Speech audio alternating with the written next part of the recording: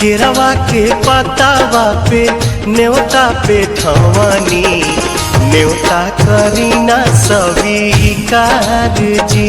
हाँ लिहिनाया रख मोर आदित्य गोसाइया परती के सुन ली पुकार जी।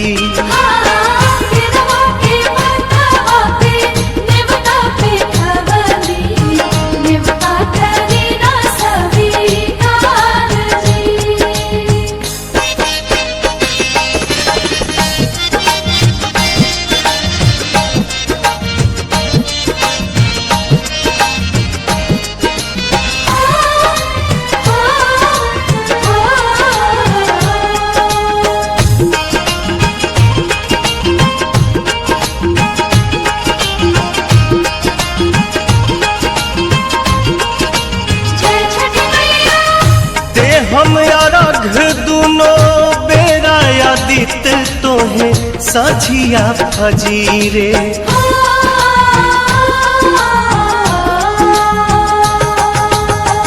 दूसरा अरघ देके मानव आशीष आके गंगा के तीरे।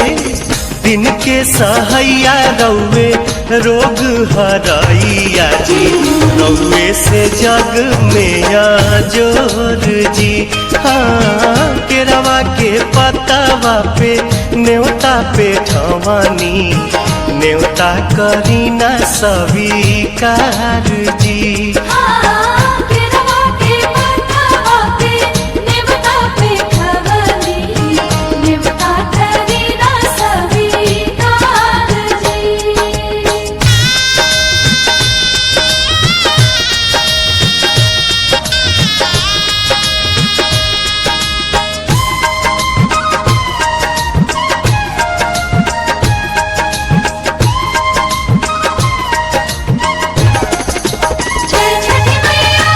नजरी के कोर से करिले अजोर जग रौवे से जागेला।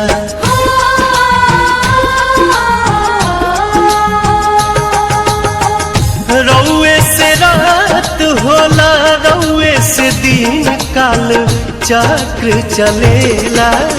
हर साल करब बरत आई छठी घटिया हमनी पकड़ब उपकार जी।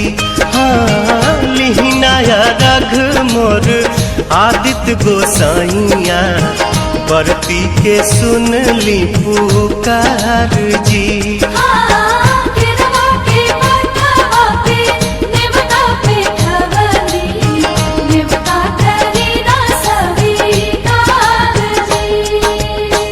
केरवा के पतावा पे न्योता पे ठवानी न्योता करीना स्वीकार जी। हाँ लिहिनाया रघ मोर आदित्य गोसाइया परती के सुन ली पुकार जी।